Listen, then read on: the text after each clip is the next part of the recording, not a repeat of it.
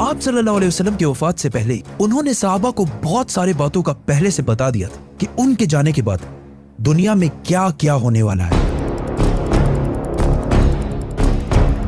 एक दिन हजरत उमर रज़ियल्लाहु ताला अन्हु बाकी सहाबा के साथ आप सल्लल्लाहु अलैहि वसल्लम के पास मस्जिद नबवी में बैठे हुए थे कि अचानक एक बहुत ही रोबदार और हैंडसम आदमी मस्जिद में दाखिल हुआ। उनके कपड़े एक्सट्रीमली व्हाइट और बाल बिल्कुल ब्लैक थे। उस दिन से पहले उन्हें मदीना में किसी ने भी नहीं देखा, मतलब वो मदीना के रहने वाले नहीं थे और उनके कपड़ों और बालों से बिल्कुल ऐसा नहीं लग रहा था कि वो कहीं दूर से ट्रेवल करके मदीना आए।